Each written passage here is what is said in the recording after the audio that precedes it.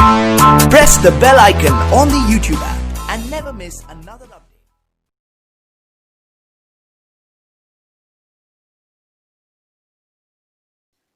Hello everyone, this is Ajit from Buddha English team. Today we are going to learn use of as for as. So friend, आज के इस class में हम लोग जिस conjunctions को पढ़ने वाले हैं वो है as for as. So दोस्तों चलिए देखते हैं as for as का यूज कैसे और किस तरह किया जाता है.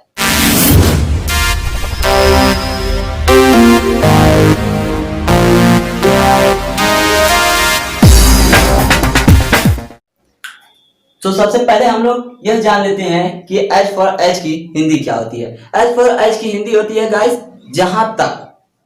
अब हम इनका यूज कहां करते हैं यह जान लेते हैं. इनका यूज हम उन सेंटेंसों में करेंगे जिनके सेंस में जहां तक आया होगा, यानी कि जिन सेंटेंसों में जहां तक शब्द आया होगा वहां पर हम उन सभी सेंटेंसों को हम एज फॉर एज के यूज से ट्रांसलेट करेंगे. जैसे कि जहां तक मैं जानता हूं वह एक अच्छी लड़की है, जहां तक मैं जानता हूं वह तुम्हारा दोस्त नहीं है, जहां तक मैं जानता हूं वह पढ़ा लिखा नहीं है. इस तरह के सभी सेंटेंसों को हम एज फॉर एज के यूज से ट्रांसलेट करेंगे.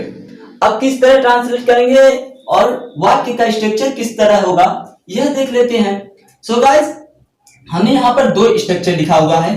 पहला तो हम क्या करेंगे, इसे कई तरह से ट्रांसलेट करेंगे. जैसे कि अगर हमारा इस तरह का दिया होगा जहां तक मैं जानता हूं तो हम नो का यूज करेंगे, जहां तक मुझे लगता है तो हम थिंक का यूज करेंगे, और जहां तक मुझे याद है इसलिए हम रिमेंबर का यूज करेंगे. उसके लिए याद के लिए हम रिमेंबर का यूज करेंगे. तो इसी तरह से हम इनका अलग अलग जगहों पर अलग अलग तरीके से यूज करेंगे. ठीक है, तो देखिए पहला स्ट्रक्चर है हमारा.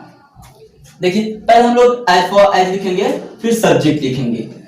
उसके बाद हमारा कुछ वर्ब है गाइस जो हमारे सेंटेंस के स्ट्रक्चर में अक्सर आते हैं, इसलिए हमने यहां पर वर्ब के बजाय उन वर्बों को लिख दिया है जो सेंटेंस में अक्सर आते रहते हैं. जैसे कि नो हमारा यानी कि मुझे मालूम है या मैं जानता हूं, जहां तक मुझे पता है. इस तरह का जब सेंटेंस होगा तो हम नो का यूज करेंगे. अब अगर उसी सेंटेंस में हमारा इस तरह का होगा जहां तक मुझे लगता है तो हम थिंक का यूज करेंगे. उसके बाद अगर उसी सेंटेंस में हम याद की बात करें, यानी कि जहां तक मुझे याद है वह एक बुरा व्यक्ति था, तो हम वहां पर रिमेंबर का यूज करेंगे. उसके बाद हम नेक्स्ट यानी कि अगले सेंटेंस को लिखेंगे.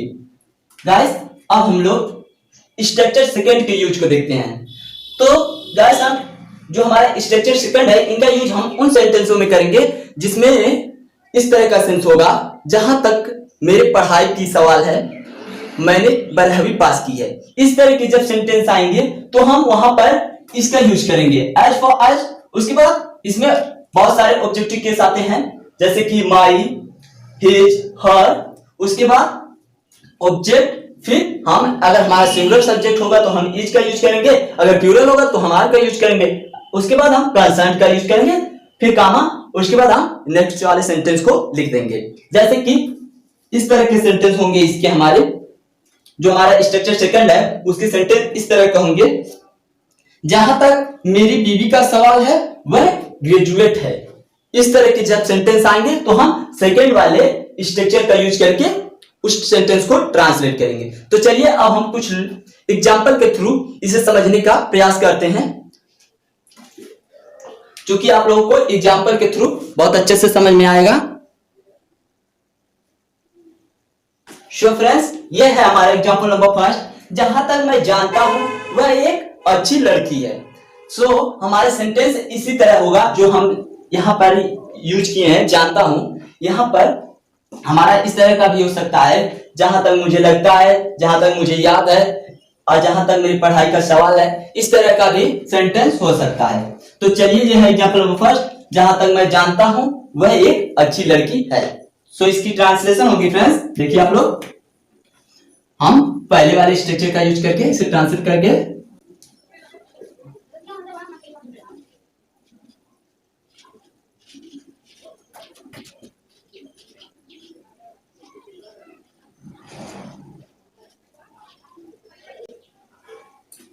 as far as I know she is a good girl. यह हुआ example number first complete. Next example देखते हैं गाइस, एग्जांपल नंबर सेकंड. सो फ्रेंड्स, ये है हमारा एग्जाम्पल नंबर सेकंड। जहां तक मैं सोचता हूं वह यहां नहीं रुकेगा, इसलिए हमने ये एग्जाम्पल लिया है ताकि आप लोगों को थिंक का भी यूज समझ में आ जाए। तो ये हमारा सेकंड एग्जाम्पल है। तो चलिए देखते हैं इसकी ट्रांसलेशन कैसे होगी।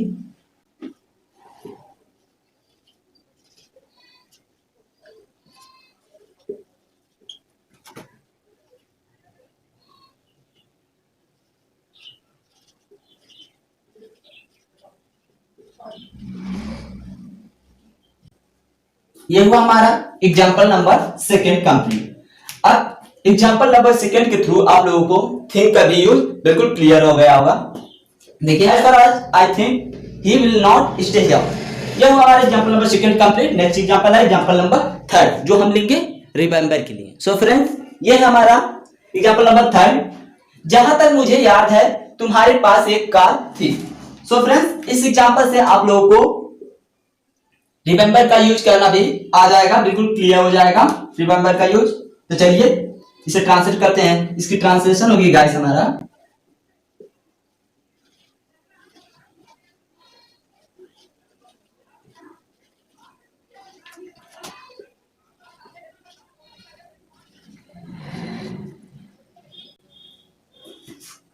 एग्जाम्पल नंबर थर्ड कंप्लीट हुआ गाइस।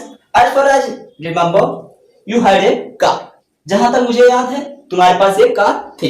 नेक्स्ट एग्जाम्पल है एग्जाम्पल नंबर फोर। सो फ्रेंड्स, ये है हमारा एग्जाम्पल नंबर फोर। अब गाइस एग्जाम्पल नंबर फोर से आप लोगों को इस स्ट्रक्चर का यूज करना आ जाएगा। स्ट्रक्चर नंबर सेकंड का यूज करना बिल्कुल आसान हो जाएगा। देखिए, जहां तक मेरी पढ़ाई का सवाल है मैंने सिर्फ 12वीं पास की है, तो इसे हम स्ट्रक्चर सेकंड के यूज से ट्रांसलेट करेंगे, ठीक है। तो देखिए, सबसे पहले क्या दिया हुआ है, सबसे पहले हम एज फार एज लिखेंगे, फिर यहां पर दिया हुआ है मेरी पढ़ाई के लिए या उसकी पढ़ाई के लिए या उसके पढ़ाई के लिए, यानी कि अगर लड़की होगा तो हम हर का यूज करेंगे, और लड़का होगा यानी कि मेल होगा तो हम हिज का यूज करेंगे, अगर मेरी होगा तो हम माई का यूज करेंगे। लड़का या लड़की हो दोनों के लिए हम माई का यूज करेंगे, मेरी के लिए, ठीक है गाइस। सो अब हम इसकी ट्रांसलेशन करते हैं। देखिए किस तरह।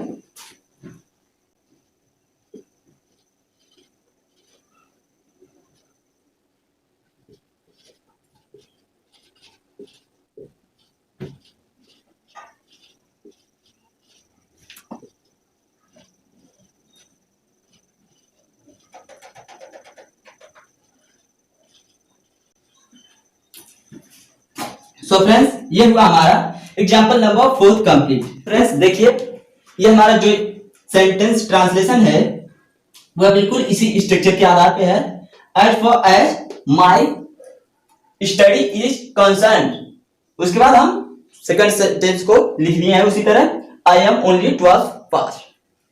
सो फ्रेंड, हम यहाँ पर इज और आर का यूज किस तरह करेंगे यह आप लोगों को हम बता देते हैं। फ्रेंड्स, इस सेंटेंस में एक से ज्यादा सब्जेक्ट होने पर हम इस के बजाय यहाँ आर का यूज करेंगे। जब हमारा सब्जेक्ट एक से ज्यादा होगा यानी कि प्लूरल होगा तो हम यहाँ पर आर का यूज करेंगे।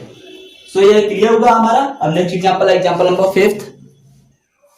सो फ्रेंड्स, यह है एग्जांपल नंबर फिफ्थ। जहां तक मुझे पता है वह तुम्हारी गर्लफ्रेंड नहीं है। सो फ्रेंड्स, इस एग्जांपल से आप लोगों को इस तरह का सेंटेंस पूरी तरह से समझ में आ जाएगा, जहां तक मुझे पता है। सो फ्रेंड्स, इसकी ट्रांसलेशन क्या होगी चलिए यह देख लेते हैं हम। इसकी ट्रांसलेशन होगी गाइस,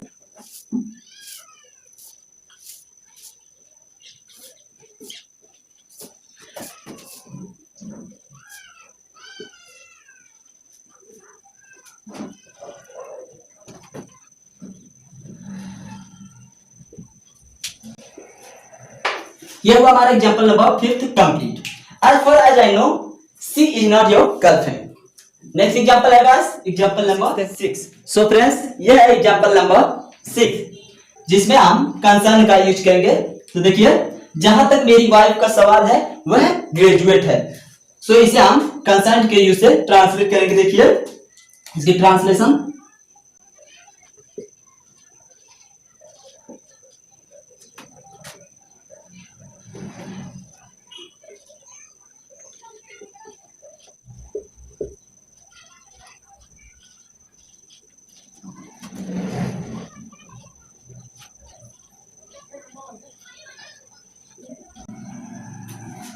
सो गाइस ये हुआ हमारा एग्जांपल नंबर 6 कंप्लीट। जहां तक मेरी वाइफ का सवाल है वह ग्रेजुएट है। As far as my wife is concern she is graduate. Next example है guys example number 7। So friends मैं उम्मीद करता हूं आप लोगों को कंसर्न का यूज करना बिल्कुल आसानी से समझ में आ गया होगा। तो चलिए नेक्स्ट एग्जांपल देखते हैं, एग्जांपल नंबर 7। सो फ्रेंड्स ये है हमारा एग्जांपल नंबर 7। जहां तक मैं कर सकता था मैंने गेंद को लात मारी। सो फ्रेंड्स इसका ट्रांसलेशन थोड़ा डिफरेंट होगा, देखिए किस तरह।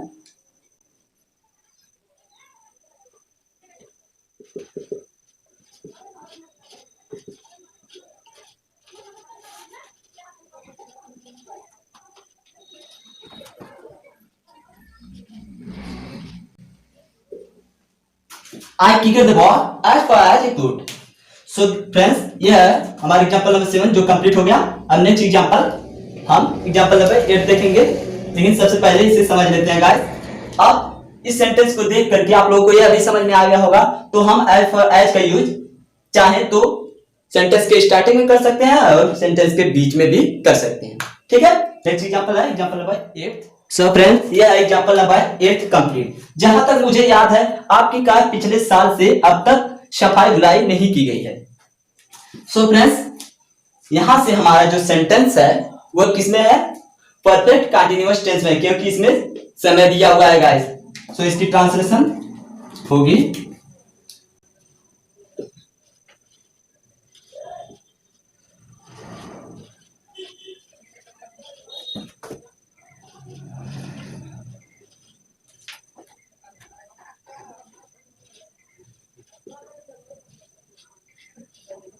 यहां जगह नहीं गाइस, इसलिए हम यहां लिख दे रहे हैं आधे सेंटेंस को।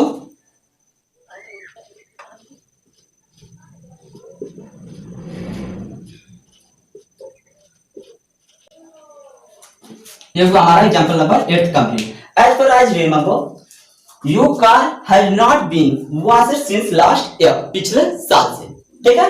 ये हमारा एग्जांपल नंबर 8 कंप्लीट हुआ। नेक्स्ट एग्जांपल है एग्जांपल नंबर, सो फ्रेंड्स ये है एग्जांपल नंबर 9। जहां तक मेरे परिवार का सवाल है मेरी 3 बहनें हैं। तो चलिए इसका ट्रांसलेशन बनाते हैं हम लोग।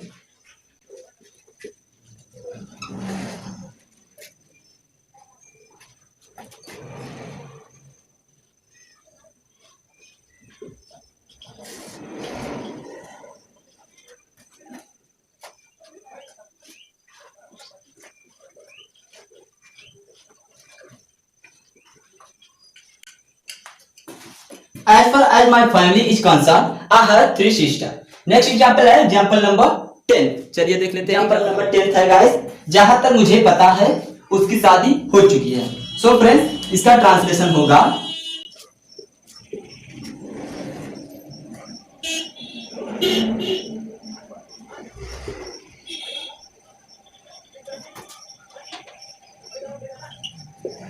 ये तो हमारे एग्जांपल नंबर 10 कंप्लीट।